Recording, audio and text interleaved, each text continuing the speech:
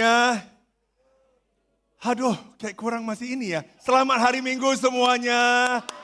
Oke, sangat senang ya, Fania dan saya, kita dari tadi pagi kita fellowship. Nggak tahu, setiap kali balik Jakarta itu rasanya hidup. Rasanya hidup. Memuji Tuhan bersama-sama. Ya, kalau ketemu Bro Rebi pasti ya. Kita mau gimana pun, kalau lihat orang tua begini kita langsung semangat langsung ya. Saya mau kita juga menghargai saudara-saudari kita sudah mimpi kita dalam pujian. Juga ada banyak saudara-saudari yang nggak tampil di panggung tapi melakukan banyak sekali persiapan. Ya, hati mereka melayani luar biasa. Saya mau kita semua di sini menghargai. Kita juga bisa ucapkan terima kasih kepada mereka. Kalau kita lihat ada usher di sini, mungkin ada yang di AV room kalau yang di atas. Please say thank you kepada mereka ya, dan appreciate apa yang mereka lakukan. Saya sangat senang karena bulan ini kita akan belajar dari buku Yehezkiel. Nah, kita dengar Yehezkiel aja kita langsung udah lemes. Karena buku ini bahkan bagi orang-orang Yahudi sendiri, ini buku ini dilarang dibaca. Kecuali sampai Anda berusia 30 tahun. Baru boleh baca buku ini. Mengapa? Karena buku ini sangat susah untuk dimengerti. Rabi aja mengalami kesulitan untuk mengerti. Jadi kalaupun saya hari ini khotbah, karena saya baru mengerti. Jadi saya mau kita tahu bahwa gak gampang kalau kita baca sendiri. Saya berharap dalam 1 bulan ini, kita semua setiap minggu bisa belajar dari buku ini dan bisa membantu kita melihat apa yang sebenarnya Tuhan ingin kita lihat. Judul pelajaran saya, khotbah saya hari ini adalah They will know that I am the Lord. 62 kali kata ini muncul hanya di buku Yehezkiel. Jadi kenapa? Kalau kita di sini kita bisa lihat hati Tuhan yang begitu desperate. Karena bangsa pilihannya kok enggak kenal dia. Dan berlaku seperti enggak kenal dia. Nah, ini yang membuat Tuhan merasa sangat sakit ya. Bayangkan kalau Anda yang memilih bangsa ini, kemudian Anda menjaga bangsa ini, membawa dia dari perbudakan 400-an tahun, memberikan mereka tanah yang mereka sendiri nggak pernah miliki, bukan yang mereka garap, melindungi mereka, menyertai mereka, memberikan mereka firman, cara hidup yang luar biasa yang ketika mereka ikuti, begitu sejahtera mereka, tapi dengan begitu gampang mereka lupa akan Tuhan. Makanya saya mau mengajak kita semua di sini hari ini, lihat apa sebenarnya hati Tuhan, apa yang Tuhan inginkan. Saya mau mengajak kita untuk datang ke Tuhan dan kita berdoa bersama-sama. Tuhan bantu kami untuk bisa mengerti buku yang gak gampang ini. Banyak nubuatan, banyak penglihatan. Dan sertai hamba-Mu supaya bisa membuat buku ini menjadi hal yang mudah dicerna oleh kami. Dan bukan hanya untuk pengertian kami atau insight saja. Tapi saya berdoa Tuhan supaya Engkau sendiri bekerja di dalam hati dan pikiran setiap kami di sini. Supaya kiranya firman Engkau menjadi sangat relevan bagi setiap kami yang hadir di sini. Maupun orang yang tidak hadir tapi akan mendengarkan firman dari Engkau. Saya berdoa Tuhan supaya kiranya Engkau mencerahkan dan bantu semua kami di sini meninggalkan tempat ini dan mengambil keputusan Tuhan. To make you our Lord in our life. And to make you known that you are the only and true God. Tuhan terima kasih Tuhan untuk semuanya. Dalam nama Yesus kami berdoa dan mengucap syukur. Amin. Buku Yehezkiel dibuka di pasal pertama saja sudah dibuka dengan penglihatan yang begitu luar biasa. Dan saya nggak akan masuk secara konteks, secara detail karena minggu lalu pendeta Frankie sudah membantu kita bisa lihat itu. Tapi saya mau jelaskan mengapa di buku Yehezkiel 1 Tuhan membawa Yehezkiel untuk melihat ini semuanya. Ini bukan gambar saya, ini saya ambil dari internet ya. Tetapi ini adalah gambaran dari Yeskiel 1. Bagi kita yang sudah membaca buku Yeskiel 1, kita bisa lihat bahwa Tuhan membuat Yeskiel melihat the throne of God, tahta Tuhan. Yang di dalam bahasa Ibrani disebut Merkabah. Dan di sana dia bisa melihat the glory of God. Glory di dalam bahasa Ibrani adalah kavod. Dan dari sana Yeskiel bisa lihat, wow, Tuhan itu benar-benar yang bertahta di Babilonia. Kenapa ini penting? Karena saat itu Yeskiel berada di tempat pembuangan bersama dengan bangsa Israel yang lain yang kita sebut Yehuda, yaitu kerajaan yang ada di selatan. Mereka dibuang pembuangan di Babel. Saya mau kasih kita review sedikit, karena ketegaran hati bangsa Israel dan karena mereka terus menyembah berhala, terus saja mereka ikut praktek orang-orang di sekitar mereka, akhirnya Tuhan membuat bangsa Israel yang di sebelah utara yang namanya Israel. Mereka diambil Asyur. Sesudah diambil itu pun Tuhan terus mengirimkan nabi yang memperingati bangsa Israel, kerajaan yang ada di selatan yang namanya Yehuda atau Judah. Tuhan kasih kesempatan, Tuhan pakai nabi-nabi peringati supaya mereka jangan berbuat seperti saudara mereka yang ada di selatan. Di utara. Gini tapi bicara selatan, ini loh udah gak sinkron sekarang ya. Faktor U itu namanya ya. Nah jadi tetapi yang di selatan ini tetap aja tegar tengkuk. Tetap aja keras hati.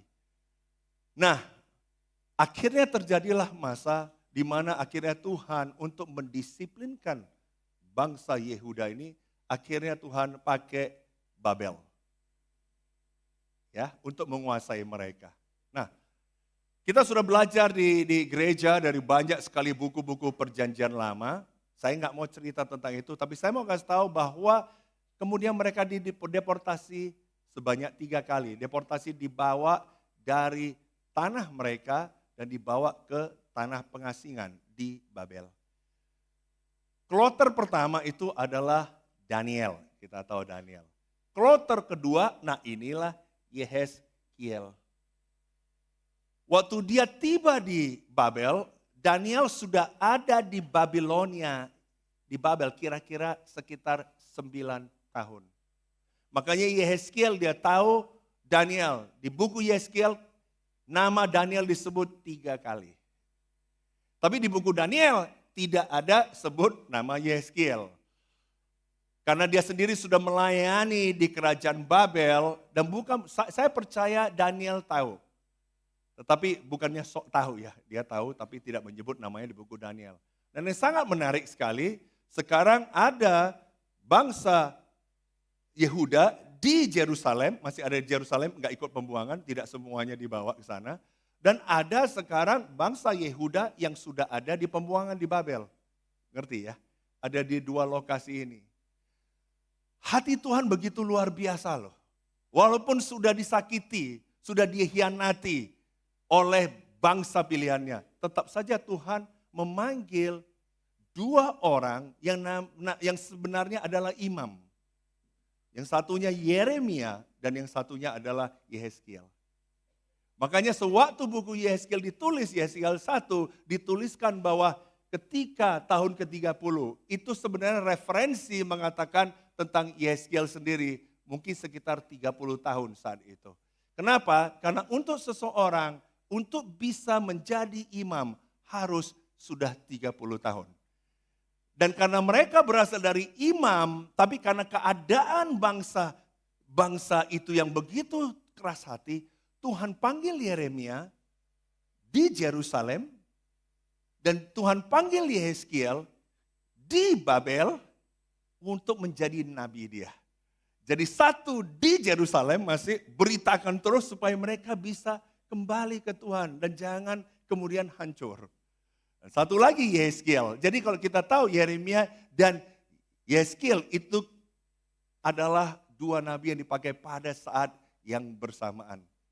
Kira-kira nangkep ya kira-kira. Nah tapi kita nggak akan, makanya kalau kita mau mengerti lebih dalam, sangat bagus, saya anjurkan baca buku Yeremia dan kita baca buku Yehezkiel. Jadi kita bisa lihat banyak sekali pesan-pesan yang sama di sananya. Nah, tapi karena kita bulan ini fokus buku Yehezkiel, kita akan bisa lihat mengapa Tuhan mau Yehezkiel lihat ini. Karena Tuhan mau bangsa dia tahu bahwa walaupun mereka di pembuangan, walaupun sekarang mereka di bawah pemerintahan Nebukadnezar, walaupun mereka di tanah yang asing itu, tapi hadirat Tuhan ada tetap di sana. God is still there with them. Dan Tuhan mau tahu bahwa yang bertata itu bukan sekarang si raja itu. Raja come and go, pemerintahan come and go, mau presiden come and go, semua come and go, nggak ada yang selamanya. Tetapi dia bilang Tuhan tetap bertata.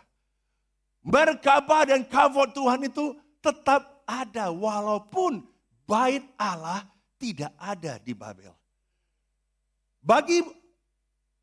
Bagi bangsa Israel atau orang Yahudi, tempel bait Allah itu sangat penting. Itu adalah hadirat Tuhan, Tuhan bersama mereka. Sekarang bait Allah tahun 586 sebelum Masehi sudah hancur di Yerusalem. Tapi mereka masih bisa lihat, masih tahu bait Allahnya walaupun hancur masih di sana. Bayangkan Yehezkiel, di Babel tidak ada bait Allah. Yang ada ya adalah bait berhala. Cukup jelas? Jadi bisa lihat ya ini keadaannya di mana orang tuh merasa God udah gak care, Tuhan gak peduli ya udah dan Tuhan gak ada di sana. Penting sekali Tuhan mau bilang, you know what? I want you to know that I am still your Lord. Aku adalah tetap Tuhan Anda. Nah, saya mau kita lihat di buku Yehezkiel 11. Hari ini saya dikasih porsi dan saya nggak punya waktu untuk jelaskan semua. Tetapi saya mau kita bisa belajar sama-sama dari Yehezkiel 8, Yehezkiel 11, dan Yehezkiel 18. Kalau nggak bisa selesai, nggak apa-apa. Yang penting kita ngerti pesannya. Yehezkiel 11 katakan, beginilah firman Tuhan Allah. Walaupun aku membawa mereka jauh-jauh di antara bangsa-bangsa dan menyerahkan mereka di negeri-negeri itu, dan aku menjadi tempat kudus yang sedikit artinya bagi mereka di negeri-negeri di mana mereka datang. Maksudnya apa? Tuhan mau katakan, aku ini kan harusnya Tuhan yang kudus. Aku mau jadi mereka menjadi bangsa yang kudus, makanya aku pilih mereka. Aku harusnya menjadi orang yang paling berarti in their lives. Tapi yang terjadi kemanapun mereka pergi, aku ini yang paling kecilnya, yang paling gak ada artinya. Bahkan Tuhan lihat kalau di dalam terjemahan yang lain dikatakan, waktu Tuhan ya hanya sedikit aja dikasih ke Tuhan ya. Mereka lebih banyak kasih waktu ke yang lain. Jadi Tuhan ini merasa sangat-sangat sakit. Kenapa bisa begini? Nah, apa yang dilakukan oleh bangsa Israel kok sampai Tuhan yang begitu mengasihi mereka, yang begitu setia, kok mereka bisa cuekin? Apa yang mereka lakukan? Ada 3 kemungkinan cara orang hidup di tanah pembuangan. Yang pertama mereka masuk ke tempat tanah pembuangan, tempat baru, nggak ada teman, asing. Mereka kemudian bisa, kemungkinan pertama, mengisolasi diri mereka. Udah ada gila ini orang cabul, anak dibunuh, sembah, matahari disembah, apaan ini? Tuhan apa ini? Mereka kemudian isolasi diri mereka di rumah aja, jangan campur mereka. Ini orang gawat, kita ini orang kudus. Bisa cara pertama dengan isolasi.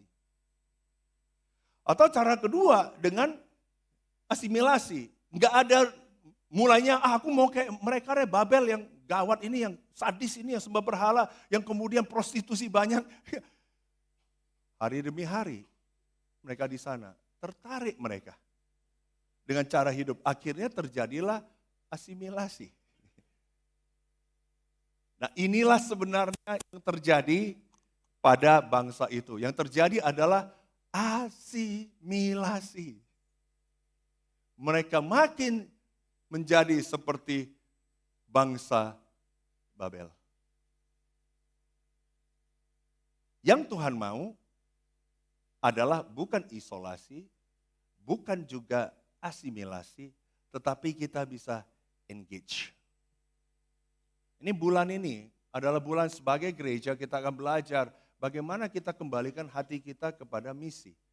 Saya bersyukur Tuhan sudah memberkati jemaat kita dengan begitu luar biasa di tengah-tengah kekurangan kita.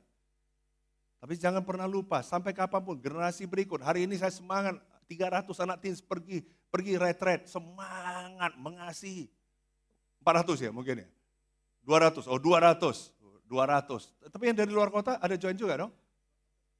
Oh sendiri mereka, oke. Nah, saya sangat hargai ya, karena saya lihat anak-anak muda ini, apapun mau berapa usia mereka, kita di sini yang sudah lebih dewasa, bukan lebih tua, lebih dewasa, kita harus pastikan jemaat kita mau seberapa lama pun dari sekarang, tetap harus menjadi gereja yang misional. Tetap harus. Kita bisa belajar di sini. Kita nggak bisa jadi gereja yang isolate diri kita. Saya masih ingat waktu saya menjadi murid sekitar 1 tahun. Setelah jadi murid sekitar 1 tahun, satu hari saya pergi menginjil, dan waktu saya menginjil, saya mulai berpikir, kok saya ketemu orang asing yang saya nggak pernah kenal. Waktu itu saya sadar, saya sejak jadi murid 1 tahun, udah nggak ada teman lagi. Karena dari terbit matahari sampai terbenam, murid Yesus terus. Dan Yesus, pagi doa barengan orang, habis itu pergi ketemu, kemudian kita Bible study, kemudian kita ini. Tiba-tiba 1 tahun, mana teman gue? Saya nggak dengan sengaja mau isolasi, tapi yang terjadi adalah terjadi isolasi. Saya nggak mau kita di sini begitu ada tempatnya, ada gedungnya, kemudian kita menjadi jemaat yang dibatasi oleh our 4 walls, 4 dinding ini. Kita harus menjadi jemaat yang senantiasa bisa engage, bukan berasimilasi. Jadi saya tahu kita di sini nggak ada tujuan mau isolasi, bukannya kita di kamar tutup gelap tiap hari jadi kayak kermit gitu ya, bukan gitu. Tapi kadang-kadang kita begitu nyaman, kita begitu dekat mengasihi satu sama lain, sampai lama-lama kita begitu fellowship, begitu semangat yang harusnya kita lakukan. Tapi kita jadi isolasi. Saya lihat ada beberapa grup yang sudah asik sendiri, yang sudah nggak impact lagi kepada komunitas. Karena keasikan sendiri, jadi hati-hati dengan isolasi. Nah tapi yang hari ini saya mau bicara, yang terjadi di bangsa ini adalah asimilasi. Asimilasinya seperti apa? Di pasal 8, saya bacakan. Dia menurunkan sesuatu yang berbentuk tangan dan dipegangnya jambul kepalaku. Lalu roh itu mengangkat aku ke antara langit dan bumi dan membawa aku ke dalam penglihatan-penglihatan ilahi ke Yerusalem. Yerusalem kan tempat kudus. Dibawa kemana? Dekat pintu gerbang pelataran, dalam yang menghadap ke utara, di mana terdapat berhala cemburuan yang menimbulkan cemburu itu.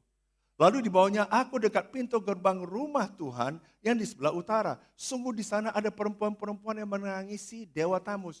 Tuhan mau bawa Yehezkiel, dia bawa penglihatan di Yerusalem. Di mana di bait Allah harusnya orang menyembah Tuhan, Yahweh itu, tapi yang terjadi lain, yang disembah berhala lain. Yang membuat Tuhan cemburu.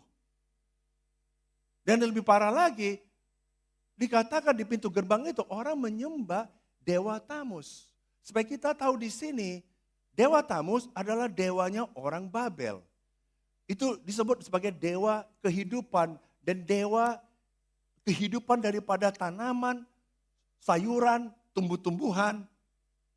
Dan orang Babel ini percaya bahwa Dewa Tamus ini pada musim gugur dia mati. Kenapa mati? Karena kan dia dewa kehidupan, dia dewa tumbuh-tumbuhan, tanaman. Kan musim gugur, mati. Jadi mereka melihat Dewa Tamus itu mati. Makanya perempuan-perempuan ini menangisi. Bukan menangisi keadaan bangsa yang sembah berhala, tapi menangisi Dewa Tamus. Yang menarik sekali, Dewa Tamus ini punya istri. Namanya Ishtar. Jadi kalau kamu tahu Easter, itu berasal dari Ishtar sebenarnya. oke? Nah, itu lain khotbah ya kita bicara itu, oke? Nah, Dewi Ishtar ini orang percaya dialah yang kemudian membangkitkan si suaminya Dewa Tamus pada setiap bulan semi. Jadi perempuan-perempuan itu nangis bersama-sama dengan Dewi Ishtar menangisi kematian si Dewa Tamus dan berharap supaya musim semi bisa hidup. Dan setiap musim semi hidup lagi. Bayangkan dewa yang mati tiap tahun. Kita ketawa di sini karena kita nggak akan nyembah yang seperti begitu kan? Tapi ini yang terjadi. Kenapa bisa terjadi? Apakah mereka langsung sembah? Tidak. Hari demi hari, asimilasi. Akhirnya yang bilang gila, hari ini bilang normal. Keras hati itu enggak terjadi cuman satu malam. Over time. Sesudah itu, lebih parah lagi, ayat 15, hai anak manusia, kau lihatkah apa yang mereka perbuat? Engkau masih akan melihat perbuatan-perbuatan kekejian yang lebih besar lagi daripada ini. Kemudian dibawanya aku pelataran dalam rumah Tuhan. Ini pelataran rumah Tuhan loh. Bait Allah. Sungguh dekat jalan masuk ke bait Tuhan. Di antara balai bait suci dan mezbah. Ada kira-kira 25 orang laki-laki. Yang membelakangi bait Tuhan dan menghadap ke sebelah timur sambil sujud pada matahari di sebelah timur. Kalau kita lihat ada gambaran ini, kita lihat ini adalah orang pemukanya, pemimpinnya. Mereka sendiri di pelataran bait Allah. Bukannya menyembah Tuhan yang sebenarnya. Mereka justru menghadap ke matahari, menyembah matahari. Kita sudah tahu dari Mesir, Dewa Ra, Dewa Matahari sudah disembah mereka. Dan mereka datang, mereka temui juga. Di Babel juga sembah itu dan mereka menyembah itu. Bukan hanya orang biasa, rakyat juga begitu. Nah, kita bisa bilang, gua nggak relate, gua nggak nyembah matahari, gua cuma berjemur, santen.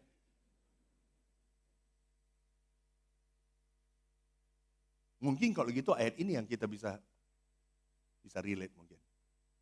Dan ini yang paling bahaya. Di ayat 7 dikatakan, dibawanya lah aku ke pintu pelataran, aku melihat sungguh ada sebuah lubang di dalam temboknya. Firman-Nya kepadaku, hai anak manusia, perbesarlah lubang yang di tembok itu. Sesudah aku memperbesar lubang itu, lihat ada sebuah pintu.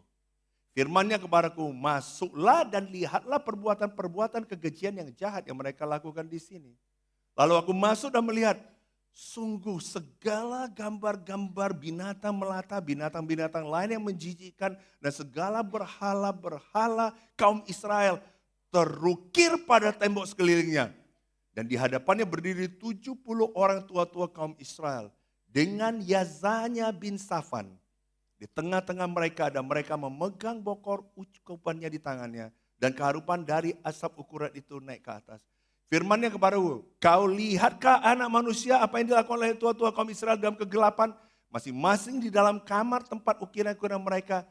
Sebab mereka berkata, Tuhan tidak melihat kita. Aman. Tuhan sudah meninggalkan tanah ini. Saya bisa bayangkan kenapa Tuhan mau bawa Yeskiel. Dia bawa ke tembok. Kamu tahu kalau ada tembok, kamu nggak bisa lihat apa yang ada di balik itu. Nggak ada. Dan bahkan lubang kecilnya pun di dalam tembok. Yeskiel waktu lihat itu, apa Tuhan kamu bawa saya? Ada apa? Oke kok. Oke aja, normal aja. Tuhan bilang enggak, perbesar lubang itu. Waktu dia perbesar lubang itu, dia masuk, dia kaget melihat segala jenis binatang ukiran itu. Itu ada di dalam itu. Dan kemudian bukan hanya itu, dia lihat 70 orang tua-tua. Ngapain mereka? Mereka begini. Kalau kita lihat di bahasa Ibrani, itu telinganya diginikan. Dan kemudian mereka bilang, mana Tuhan nggak lihat kok, kok nggak dengar Tuhan kok, ngerti nggak maksudnya? This is the way they act. Ini saya bisa relate. Nah, saya berharap kita bisa relate. Karena ini bicara tentang dosa yang nggak obvious, nggak kelihatan. Orang lagi sembah matahari kelihatan, lagi nangis-nangis terhadap dewa tamus kelihatan. Tetapi ini yang gak kelihatan. Ini ada dalam hati dan ada dosa dalam hati yang Tuhan mau bongkar itu. Hati yang sebenarnya sudah berhala. Hati yang sebenarnya sudah memprioritaskan hal-hal yang lain lebih daripada Tuhan. Tapi gak kelihatan karena tiap minggu masih kelihatan di gereja. Tapi ini yang kotor, ini yang najis bagi Tuhan. Yang lebih parah lagi, mereka lakukan di tempat tersembunyi, nggak ada kelihatan. Ibaratnya datang gereja, haleluya, shalom, kelihatan. Tapi di dalam kamarnya sendiri, ketika orang lain nggak lihat, ada hal najis yang dilakukan. Emang Tuhan nggak lihat?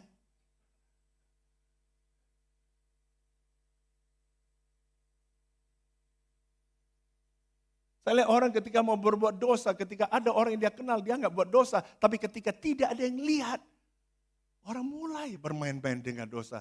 Pertanyaan saya sekarang, Tuhan melihat nggak?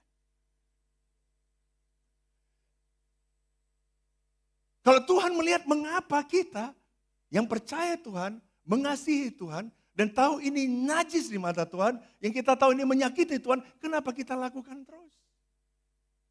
Apa bedanya kita dengan mereka?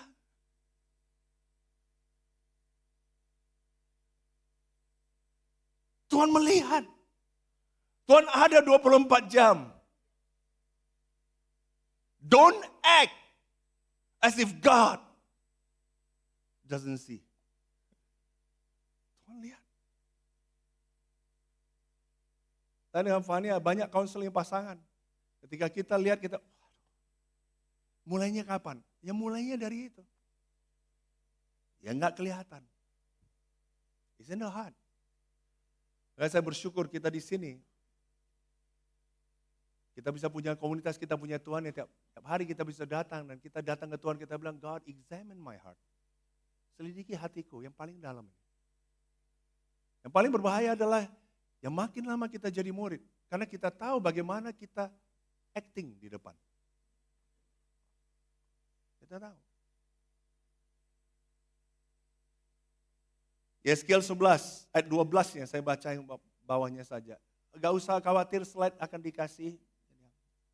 Jadi ayat 12, bahkan engkau melakukan peraturan-peraturan bangsa-bangsa yang di sekitarmu. Akhirnya apa? Mereka sudah jadi seperti mereka. Kamu tahu ya tentang 1 in 60 rules. Siapa yang tahu di sini? 1 in 60 rules. Ada yang tahu? Oke, nggak apa-apa. Bukan berarti karena kita kurang pintar, bukan itu kalau kita nggak tahu ya. Karena kita bukan pilot aja, itu aja ya. Pilot harus tahu ini. Karena kalau seorang pilot lagi membawa pesawat, boleh arahnya ke sana, tapi 1 derajat saja dia off. 1 in 60 rule mengatakan dalam 60 mil ke depan dia terbang, sudah akan lari 1 mil. Jadi kalau misalnya terbang dari sini pergi ke Tokyo, pilot nggak rasa, sepertinya oke, arahnya sana. 1 derajat itu nggak kelihatan, nggak tahu kita. Kita masih pikir sana, 1 derajat itu kecil sekali. Tapi kalau kita terbang dari sini ke Tokyo, kita udah off 170-an kilo.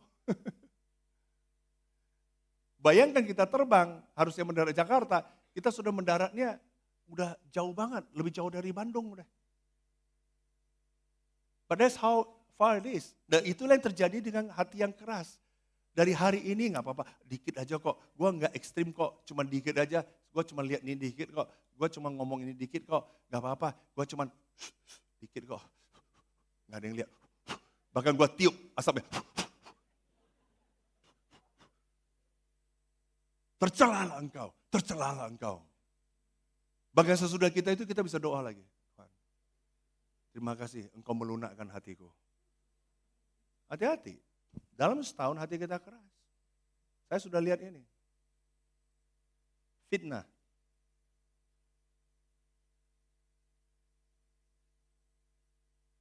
Kebohongan.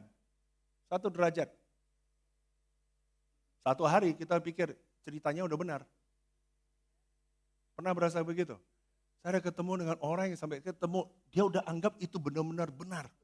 Oh, Hanya dari kebohongan yang dipercaya dan dia katakan, dia ulangin. Ada orang yang bisa cerita tentang hidup dia, yang saya tahu itu tidak benar. Tapi dia bohong, dia bikin cerita. Jadi dia udah kayak hebat sekali, kayak rohani banget. Saya kenal orangnya pribadi, saya kaget.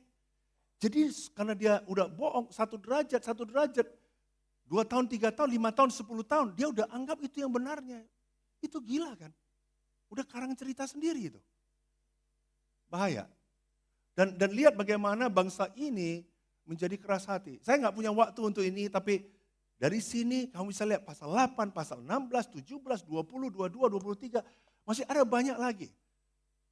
24 pasal pertama buku Yeskiel, Tuhan khususkan kepada Yehuda. Supaya mereka itu bisa tobat. Tuhan bilang, kalau lu gak tobat, ini makin dekat, lu akan dihukum. Kemudian sesudah itu dari pasal 25 sampai 36, itu tentang bagaimana Tuhan juga disiplinkan bangsa-bangsa lain. Tapi pasal 36 sampai 48 akhir, itu penuh dengan pengharapan. Banyak sekali saya lihat orang-orang suka bicara dari Yeskiel, 36, 37, 38, apalagi 37, the dry bones, ya, tulang yang kering bisa hidup. Banyak, karena penuh pengharapan. Tapi begitu luar biasanya, itu adalah hati Tuhan. Di mana seberapa gawat, seberapa keras pun, Tuhan bisa kembalikan hati orang. Kalau orang itu mau dikembalikan hatinya. Amin, selalu ada pengharapan dalam Tuhan. Tapi lihat, ayat ini, tabel ini adalah betapa jauhnya orang itu. Bukan hanya itu, pemimpinnya. Pemimpin di tengah-tengah seperti singa yang mengaum, yang menerkam bangsanya.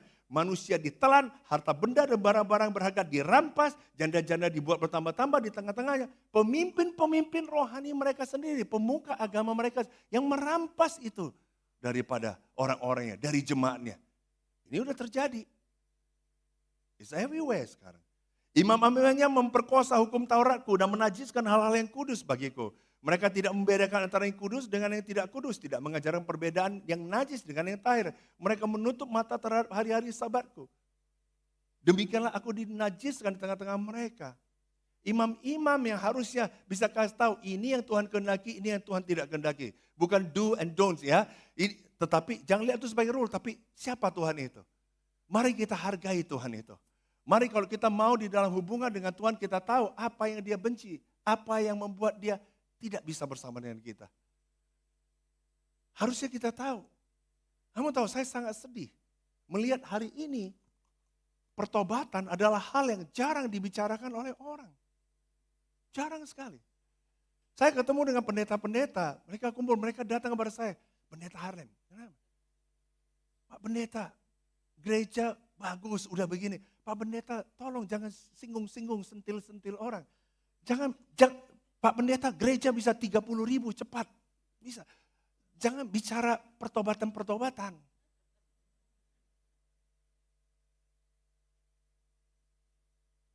Saya terus terang saya bilang, agak tergoda juga saya.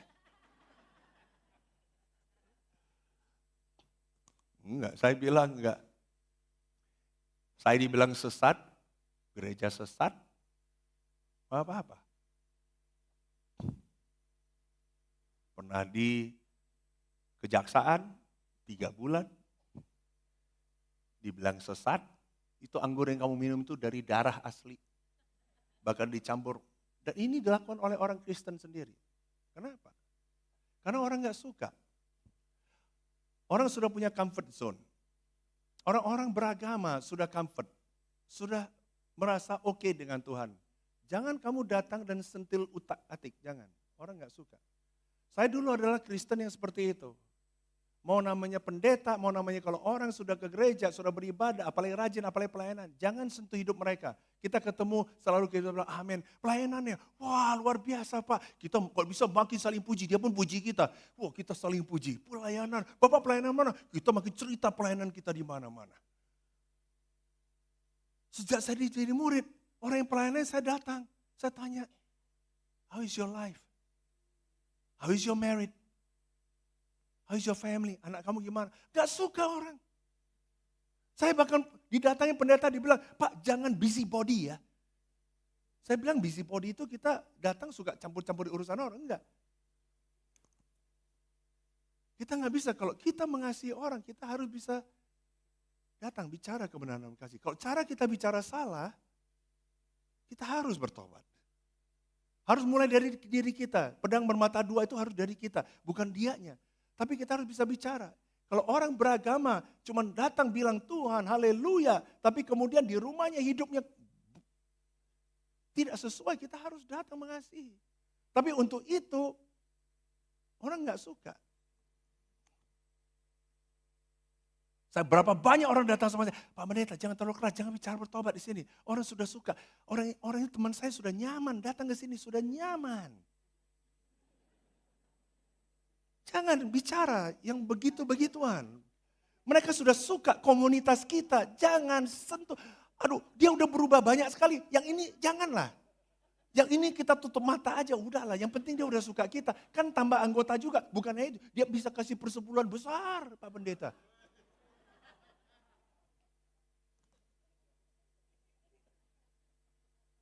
Seolah-olah seperti Tuhan butuh uang kita. Kita memberikan persembahan kita karena kita bersyukur apa yang Tuhan lakukan dalam hidup kita. Dan kita justru mau mengantisipasi apa yang Tuhan akan lakukan lebih lagi dalam hidup kita. Karena nggak ada yang kita miliki. Ini sampai terjadi, imamnya udah nggak bicara itu. Sampai nggak tahu bedanya, ini dosa atau enggak. Kamu pernah datang gereja yang orang ngerokok terus? Saya nggak mau bicarakan itu, saya lagi bicara tentang kita. Belajar sejarah gereja. Kalau kita tidak terus memberitakan firman Tuhan yang sebenarnya. Mau kosong pun gereja ini, mau cuma sedikit, kalau kita nggak terus beritakan, kita akan mati. Ini jemaatnya Tuhan. Pemuka-pemukanya di tengah-tengahnya ada seperti serigala-serigala yang menerkam mangsanya dalam kehausan akan darah, membinasakan orang-orang menguntungkan diri sendiri cara haram. It's all about personal gain. Nabi-nabi yang mengoles mereka dengan kapur, dengan melihat penglihatan, menipu, memberi tenungan bohong bagi mereka. Nabi-nabi berkata, beginilah firman Tuhan Allah. Tapi Tuhan tidak berfirman. Jangan sembarangan, Tuhan bicara kepada saya, hati-hati. Jangan-jangan Tuhan nggak bicara, lu sendiri yang bicara. Ini terjadi, ini sangat relevan dan ini yang terjadi. Kenapa bisa begitu? Hati makin lama makin keras. Dan mereka asimilasi. Dan mereka lihat pemuka-pemuka agama yang ada di sana. Korup dan lakukan hal yang sama. Yeskiel 11. Tapi ini Tuhan bilang, luar biasa Tuhan. Di tengah-tengah itu Tuhan bilang, aku akan memberikan mereka hati yang lain. Dan roh yang baru di dalam batin mereka. Juga aku akan menjauhkan dari tubuh mereka hati yang keras. Ini keadaan mereka sekarang. Dan Tuhan bilang, dan memberikan mereka hati yang taat. Yeskiel 36, sama Tuhan ulangi lagi. Di bagian section buku Yeskiel yang dia mau berikan pengharapan. Bahwa seberapa apa seperti tulang udah kering, udah hancur, gak bisa. Tetap Tuhan akan lakukan itu. Supaya kita tahu waktu kita baca buku Yeskiel, ada namanya the near prophecy, nubuat yang jarak dekat, itu yang terjadi dengan bangsa Israel di tangan Babel, itu terjadi. 24 pasal pertama clear terjadi. Terhadap bangsa-bangsa lain. Tetapi ada juga yang namanya the far prophecy. Yang enggak terjadi saat itu. Dan kita tahu kalau kita baca di buku Yeskiel dan kita pelajari Alkitab, kita tahu bahwa ada banyak dari buku Yeskiel 36 sampai 48 yang belum terjadi. Belum terjadi, tapi pasti akan terjadi. Tetapi yang kita semangat adalah kita lihat Tuhan sudah lakukan bagian dia. Bagaimana bangsa yang terus sembah berhala sampai akhirnya dibuang pergi ke Babel, hati keras, kok bisa sejak Babel sampai hari ini bangsa ini tidak pernah lagi sembah berhala. Saya sangat percaya, kalau kamu lihat, kamu pelajari sejarah, sejak pembuangan di Babel, bangsa Israel sampai hari ini sudah tidak pernah sembah berhala lagi. Dan bukan karena bangsa ini hebat hatinya. Saya sangat percaya karena Tuhan yang memberikan hati yang baru. Ngerti gak maksudnya? Selalu ada pengharapan dalam Tuhan.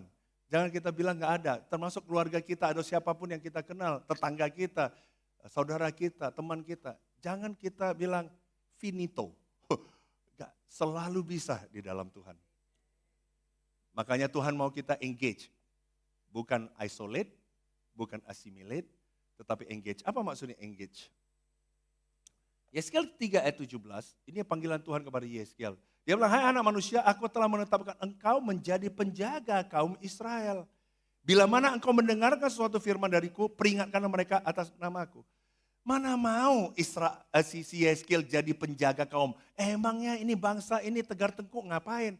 Tapi Tuhan panggil dia. Yang menarik sekali, kita lihat. Di Yeskel 22 ayat 30. Aku mencari di tengah-tengah mereka seorang yang hendak mendirikan tembok atau yang mempertahankan negeri itu di hadapanku. Supaya jangan kumusnahkan. Tapi aku tidak menemuinya. Satu orang aja Tuhan cari nggak dapat. Hanya untuk bisa stand in the gap for his people. Kenapa? Kemungkinan sangat besar sudah asimilasi semuanya.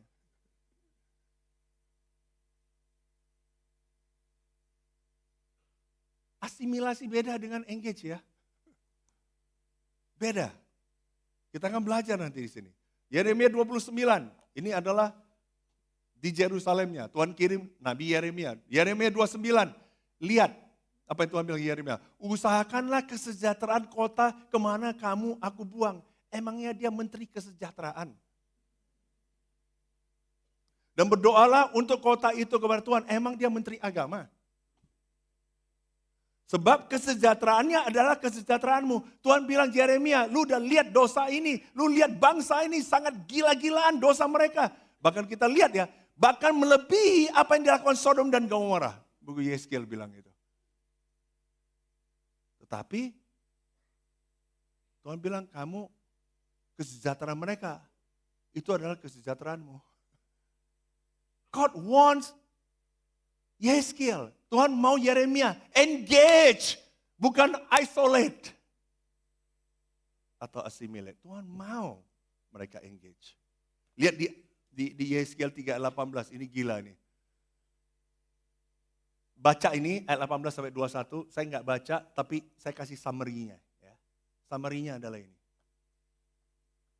Dia bicara tentang dua kelompok orang. Satu adalah orang jahat, yang memang jahat. Satu lagi adalah orang benar, yang udah benar tapi berbalik dari kebenarannya. Jadi benar jadi jahat, udah gitu. Jadi bayangkan saat itu yang jahat makin jahat, yang benar pun jadi jahat. Karena asimilasi itu. Nah sekarang Tuhan kasih skenario, di mana skenario itu adalah keputusan masing-masing orang ini. Yang sekarang yang pertama, orang itu memang putuskan tidak mau berbalik. Tapi sekarang Tuhan bilang, oke ini orang ini, dia sendiri putuskan, dia tidak mau berbalik. Tapi sekarang kamu Yeskel, kalau kamu tidak memperingati mereka, kamu tidak beritakan saya kepada mereka, kamu yang bertanggung jawab atas nyawa orang itu. Nah sekarang kalau keputusan mereka tidak mau tobat, padahal kamu sudah memperingatkan. Kamu selamat. Tuhan lagi bicara tanggung jawab masing-masing orang. Tapi tanggung jawab orang yang kenal Tuhan ada dihubungkan dengan orang lain. Ini penting untuk kita belajar. Berikutnya orang benar yang jadi jahat. Dia memilih untuk tidak mau balik. Karena kamu tidak peringatkan, kamu yang bertanggung jawab atas nyawa dia. Tapi kalau sekarang orang benar yang sebenarnya jadi jahat, kemudian memilih untuk berbalik kepada Tuhan, karena kamu memperingatkan, nyawamu selamat. Pada akhirnya dari sini kita tahu, Tuhan tidak lihat hasilnya apakah orang ini berbalik atau tidak berbalik. Tuhan nggak pernah lihat resultnya. Kalau mereka berbalik, selamatlah mereka. Kalau mereka tidak berbalik, ya tidak selamatlah mereka. Tetapi bagi kamu Yeskel dan bagi kita sini orang yang ngaku diri Kristen, murid Yesus, saya mau kita tahu. Tuhan hold you accountable kalau kamu tidak memberitakan itu. You don't make God known. You don't let people know that God is God. God akan hold kamu accountable karena kamu sudah tahu. Dan kamu sudah menikmati berkat Tuhan dan kamu mengerti siapa Tuhan itu. Saya bingung ketika orang bilang ngapain ajar kita harus nginjil-nginjil. Itu kan program gereja, itu bukan program. Ini adalah tentang me, satu hari akan di hold accountable oleh Tuhan.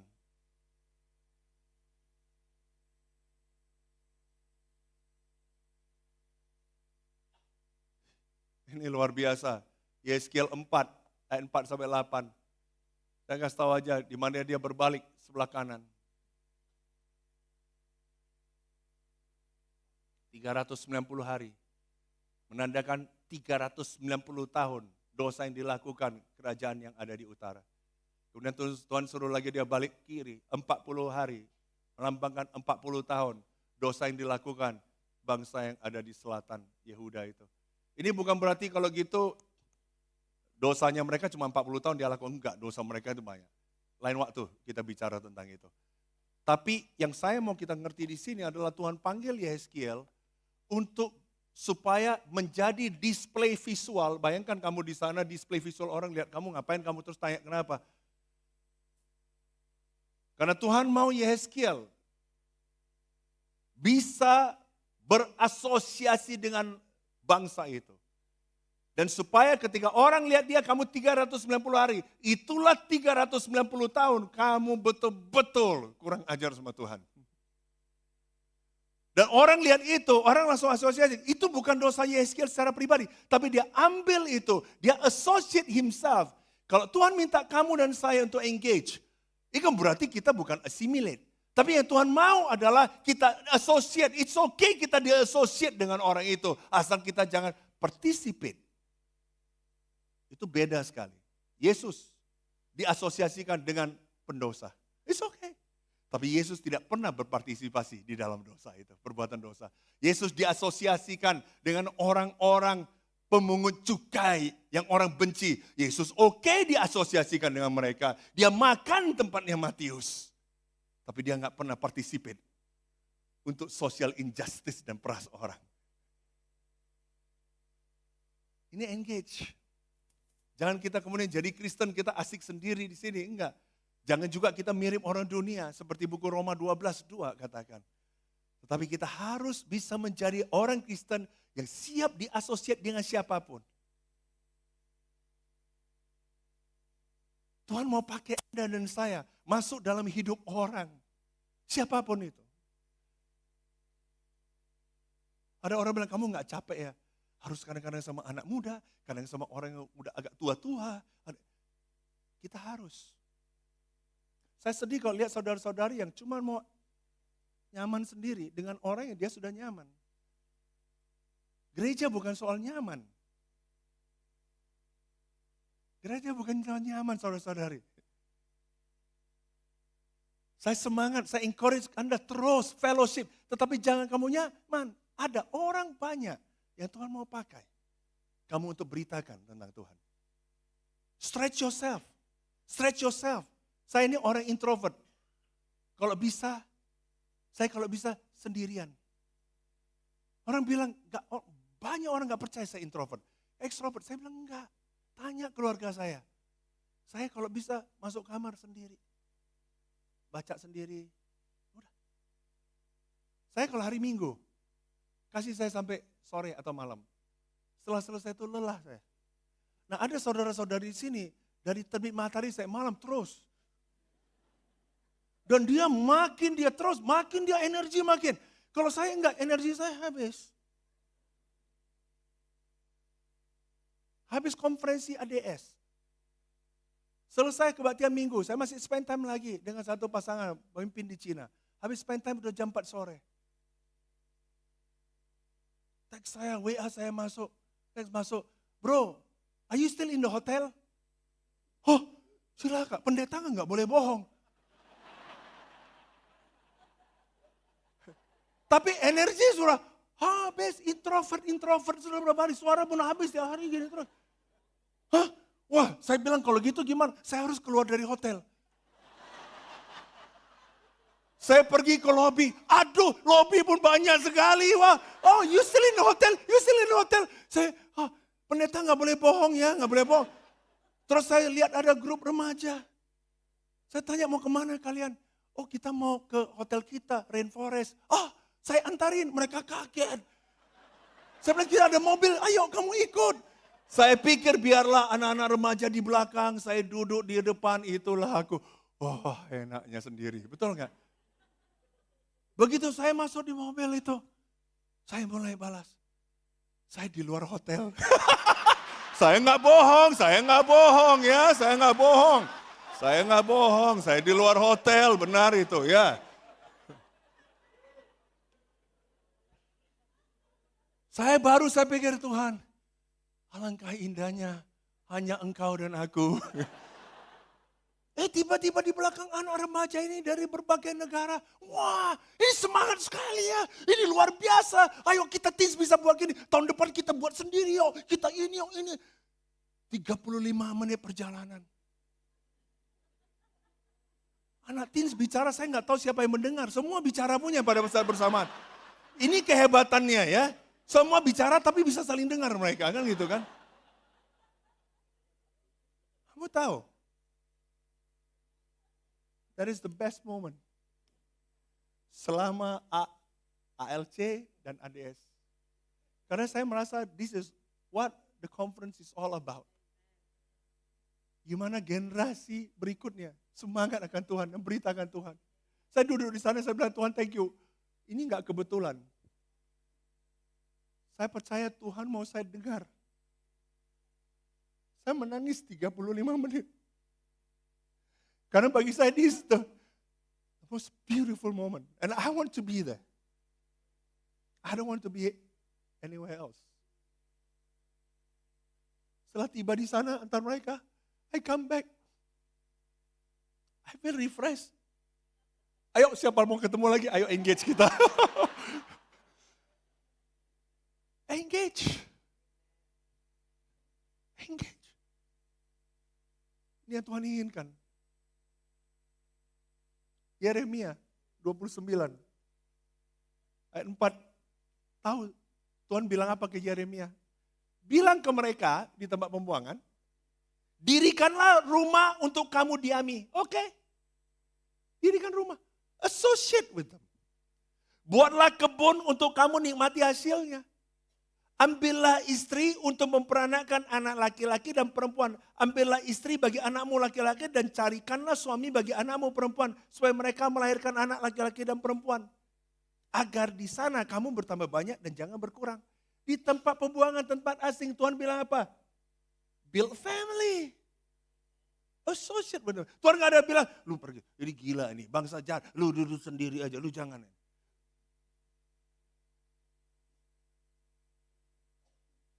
Thank you ya, thank you bro. Usahakanlah kesejahteraan kota, kemana kamu aku buang.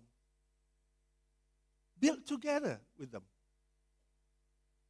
Build the city. Build the community, build the society. Karena kesejahteraan mereka adalah kesejahteraanmu. Berdoalah untuk kota itu. Pray for them.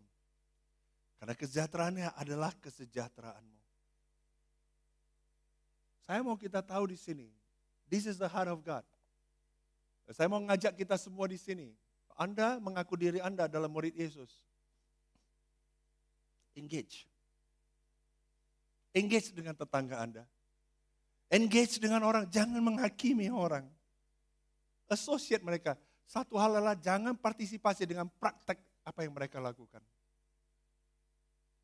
Karena kalau enggak, people will not know that I am the Lord. Sangat penting. Saya mau tutup dengan membacakan ayat ini. Yesaya 18. Ada apa dengan kamu? Sehingga kamu mengucapkan kata sindiran ini di tanah Israel. Ayah-ayah makan buah mentah dan gigi anak-anaknya menjadi ngilu. Ini adalah the proverb, bukan proverb yang benar ya. Tapi proverb pada saat itu sudah jadi sindiran, baik itu sindiran, terjemahan bahasa Indonesia namanya sindiran, tapi ini sebenarnya proverb yang sudah dipercaya bahwa ini benar, padahal itu tidak benar. Kalau Anda baca proverb di buku proverb, ya itu benar. Ini yang tidak benar, tapi sudah dianggap benar, sudah dianggap normal. Ngerti maksudnya ya? Jadi kalau ayah-ayah makan buah mentah, gigi anaknya ngilu, itu karena salah bapak. Demi aku yang hidup, demikianlah firman Tuhan Allah. Kamu tidak akan mengucapkan kata sindiran ini lagi di Israel. Kamu tahu nggak, ada banyak hal-hal yang sudah jadi pepatah dan dipercaya hari ini. Contoh hari ini saya ketemu orang, the customer is always right. Benarkah? Ya, Anda tidak jualan, tidak ada bisnis, Anda bilang tidak benar. Tapi kalau bicara, the customer is always right.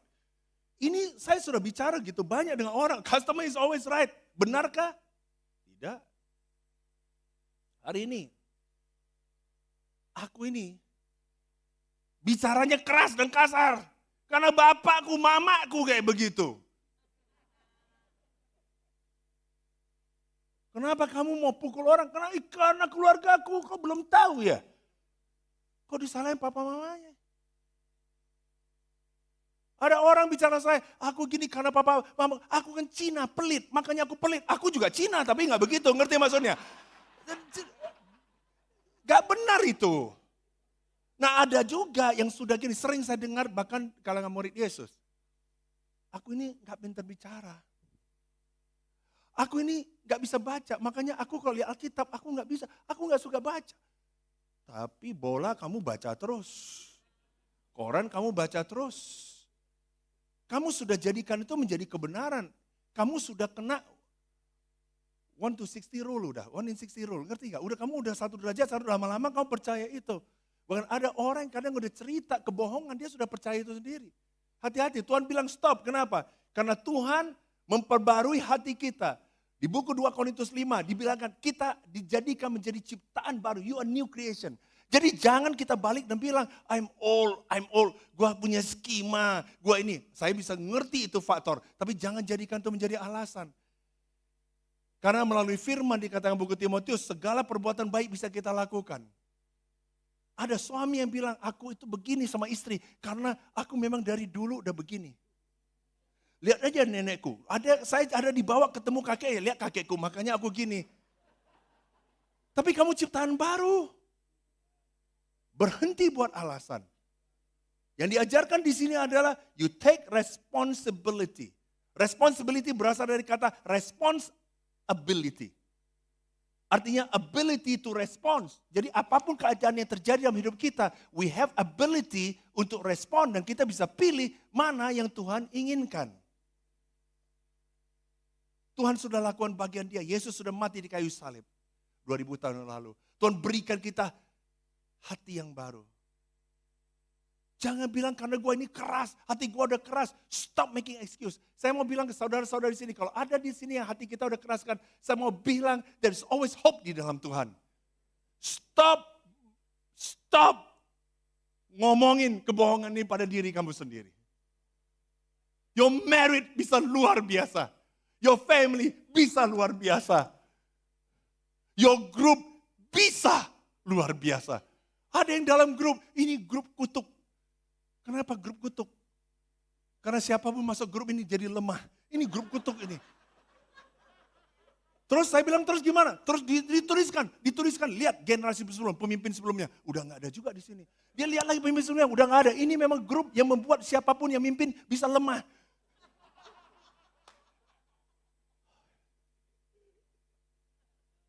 Please, engage. Amen? Stay engaged. Bisa semuanya? Stay engaged.